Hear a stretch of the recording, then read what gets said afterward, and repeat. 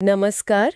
आज हम एक बहुत ही जानी मानी किताब पर बात करने वाले हैं, रॉबर्ट टी कियोसाकी की रिच डैड पुअर डैड। हाँ, ये वो किताब है जिसने दुनिया भर में पैसों को लेकर लोगों की सोच पर काफी असर डाला है। बिल्कुल, और कई बार तो जो हम सोचते आए हैं उस सोच को सीधी चुनौती दी है इसने। सही कहा। इसकी सबसे दिलचस्प बात जो मुझे लगती है वो है लेखक का अपने दो पिताओं के नजरिए को आमने सामने रखना। हाँ, वो कॉन्ट्रास्ट बहुत पावरफुल है। एक उनके अपने पिता पढ़े लिखे जिन्हें वो पुअर डैड कहते हैं, और दूसरे उनके दोस्त के पिता जिन्हें वो रिच डैड मानते हैं। और दोनों की सलाहें पैसों और जिंदगी को लेकर बिल्कुल अलग।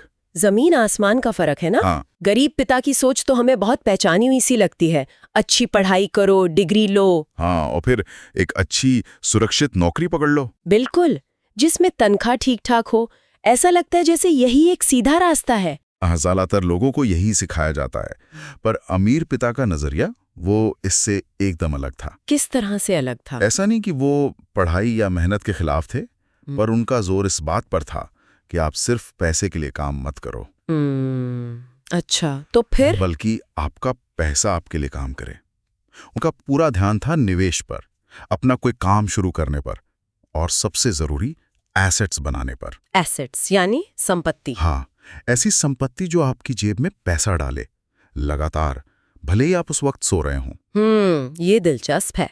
तो आज हम यही कोशिश करेंगे समझने की कि इस किताब की वो कौन सी मुख्य बातें हैं जो इतनी असरदार रहीं। हाँ, और ये कैसे हमारी रोज की जो पैसों को लेकर सोच है उसे शायद थोड़ा बदल सकती हैं। क्योंकि अक्सर हम वैसे ही सोचते हैं जैसा हमें सिखाया गया है ना। बिल्कुल, और ये किताब उसी पर सवाल उठाती है।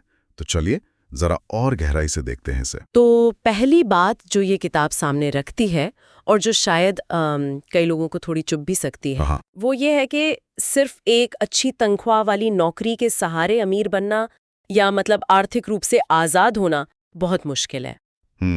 ये बात तो है। कियोसाकी का तर्क है कि नौकरी आपको एक सुरक्षा का एहसास देती है। हाँ, एहसास।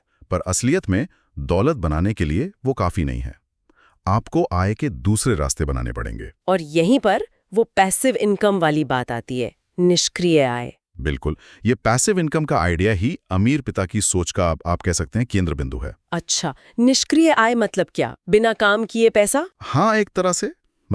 आपने कोई ऐसा सिस्टम या कोई ऐसी चीज बना ली है जो आपके वहां मौजूद ना होने पर भी या आपके कम मेहनत करने पर भी पैसा कमा कर दे रही है। जैसे कोई उदाहरण? जैसे मान लीजिए आपने कोई घर किराए पर दे दिया तो किराया आ रहा है। हाँ। या आपने स्टॉक्स में निवेश किया है, उससे डिविडेंड मिल रहा है।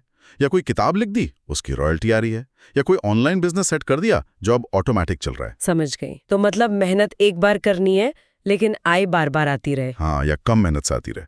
और यहीं से किताब की दूसरी सबसे जरूरी सीख निकलती है। वो क्या है? एसेट और लायबिलिटी के बीच का फर्क समझना।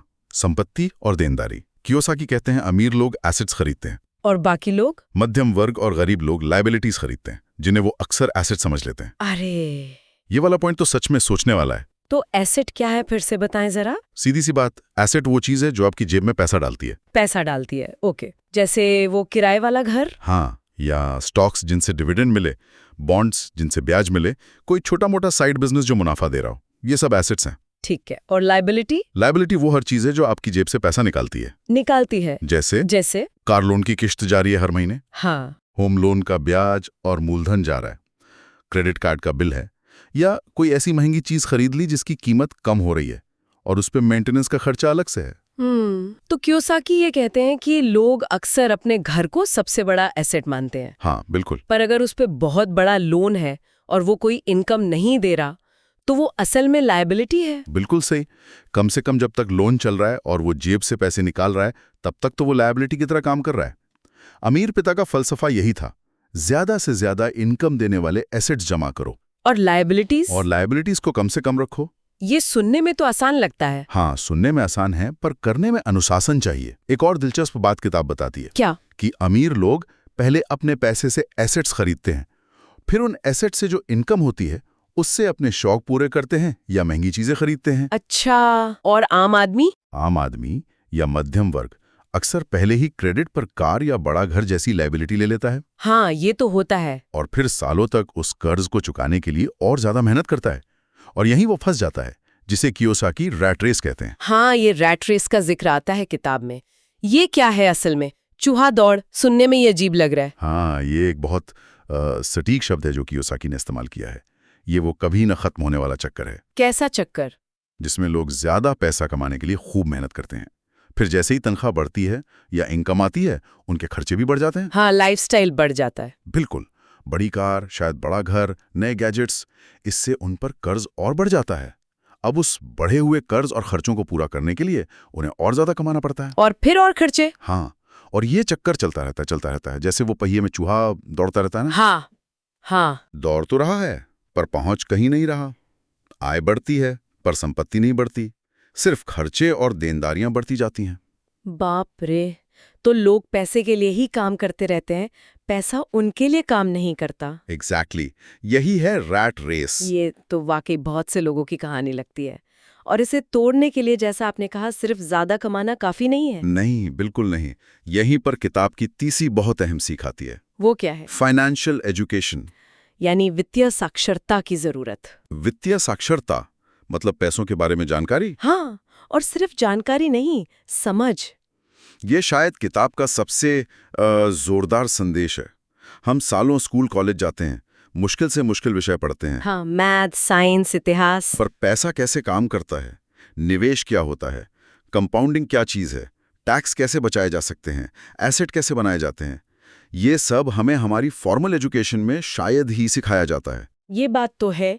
कियोसाकी कहते हैं कि अमीर लोग ये बातें अपने बच्चों को घर पे सिखाते हैं। हाँ, जबकि बाकी लोग सोचते हैं कि स्कूल सिखाएगा। हाँ। और स्कूल अक्सर ये सिखाता नहीं है।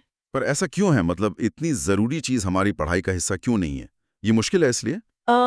इसके कई कारण हो सकते हैं। शायद माना जाता है कि ये सबकी अपनी जिम्मेदारी है, या हो सकता है जो लोग पाठ्यक्रम बनाते हैं वो खुद उसी गरीब पिता वाली सोच से प्रभावित हो कि भाई अच्छी नौकरी मिल गई बस।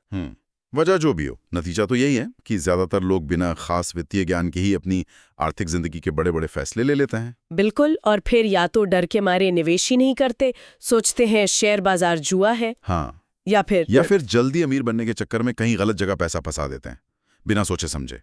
और इस जानकारी की कमी की वजह से वो दूसरों पर निर्भर हो जाते हैं, जैसे सलाहकारों पर। हाँ, और उन सलाहकारों का अपना इंटरेस्ट भी हो सकता है, इसलिए खुद की समझ होना बहुत जरूरी है। तो इसका मतलब ये हुआ कि सिर्फ जानना ही काफी नहीं है, उस जानकारी को इस्तेमाल करने की हिम्मत भी चाहिए। हाँ, यहीं पर किताब की चौथी बड़ी सीख आती है। वो क्या है?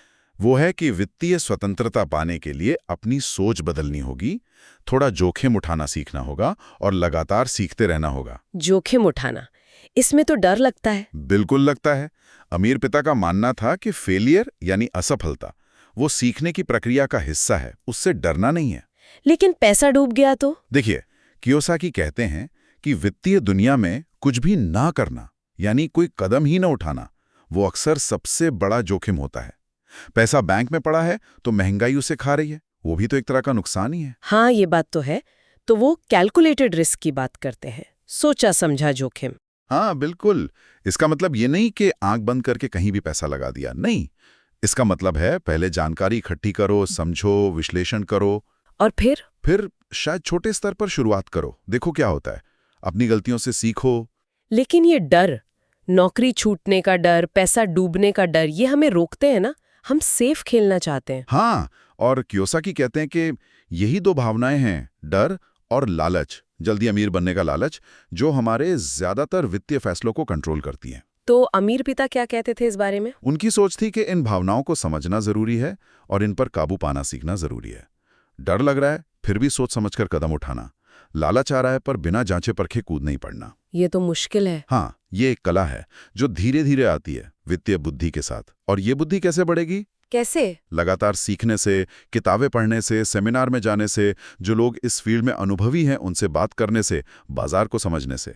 ये अपने आप में एक बड़ा निवेश है। बिल्कुल, शायद सबसे कीमती निवेश यही है, आपकी अपनी सोच। तो अगर हम इन सारी बातों को जोड़ें तो रिच डैड पुअर डैड असल में हमें पैसों को लेकर एक ज्यादा एक्टिव रवैया अपनाने को कह रही है, जागरूक। हाँ, बिल्कुल। ये सिर्फ पैसा कमाने के बारे में नहीं है, ये इस बारे में है कि पैसा काम कैसे करता है, ये समझो और फिर उसे अपने लिए काम पर कैसे लगाया जाए ये सीखो। मतलब अपनी आर्थिक जिंदगी की ड्राइविंग सीट पर खुद बैठो, सिर्फ पैसेंजर बनकर मत रहो। आपने बिल्कुल सही सार निकाला। आर्थिक स्वतंत्रता कोई लॉटरी नहीं है जो लग जाएगी। ये एक चुनाव है जो सही जानकारी, अनुशासन और लगातार एसेट बनाने पर ध्यान देकर किया जाता है। और ये सिर्फ अमीरों के लिए नहीं है। नहीं, बिल्कुल नहीं। किताब यही कहती है कि कोई भी व्यक्ति, उसकी इनकम चाहे जो भी हो, इन सिद्धांतों को सीख सकता है, अपना सकता है और अपनी आर्थिक स्थिति को बेहतर बना सकता है। तो ये एक तरह से हमें अपनी फाइनेंशियल IQ बढ़ाने के लिए कहती है। हाँ, बिल्कुल। और कियोसाकी का मानना है कि ये फाइनेंशियल IQ शायद स्कूल में सीखी गई डिग्री या ग्रेड से ज्यादा जरूरी साबित हो सकती है असल जिंदगी में। यह हमें रुककर सोचने पर मजबूर करते हैं कि पैसे को लेकर हमारे जो विश्वास है वो आए कहाँ से हैं। हाँ, क्या वो गरीब पिता की सोच से प्रभावित हैं या अमीर पिता की सोच से? तो आज हमने रिच डैड पुअर डैड के कुछ बहुत ही बुनियादी और ज़रूरी विचारों पर बात की। हाँ, जैसे दो पिताओं की वो अलग-अलग सलाहें, पैसिव इनकम क्यों ज़रूरी है, एसेट और लायबिलिटी का वो अहम फर्क जिसे लोग अक्सर गलत समझ लेते हैं, स्कूलों में फाइनेंशियल एजुकेशन की कमी का मुद्दा, और आखिर में वो मानसिकता की जोखिम लेना है पर सोच समझकर और सीखते रहना है। हाँ, ये बातें सुनने में शायद सीधी लगें, पर इन्हें अपनी जिंदगी में उतारना वो एक अलग बात है। बिल्कुल आसान नहीं, अनुशासन चाहिए। और शायद इस चर्चा के आखिर में हम श्रोताओं के लिए एक सवाल छोड़ सकते हैं सोचने के लिए। हाँ, जरूर। क्या सवाल? कि आज अभी हम अपने रोज के जो छोटे बड़े पैसों के फैसले लेते हैं, उनमें हम जाने अनजाने गरीब पिता की किन सोचे डर से चल रहे हैं। जैसे क्या तनख्वाह बढ़ने पर हम सिर्फ खर्चे बढ़ा देते हैं या कुछ हिस्सा एसेट बनाने में लगाते हैं? क्या हम भी घर या कार को बिना सोचे समझे बस एसेट ही मान रहे हैं? और दूसरी तरफ अमीर पिता की कौन सी छोटी छोटी आदतें या रणनीतियां हैं, जैसे हर महीने थोड़ा सा ही सही पर निवेश करना शुरू करना, या पैसों के बारे में कोई किताब पढ़ना या कोई कोर्स करना, जिन्हें अपनाकर हम धीरे धीरे ही सही पर अपनी आर्थिक दिशा बदल सकते हैं। ये खुद से पूछना जरूरी है। हाँ, ये आत्ममंथन शायद उस आर्थिक आजादी की तरफ पहला लेकिन बहुत जरूरी कदम हो सकता है।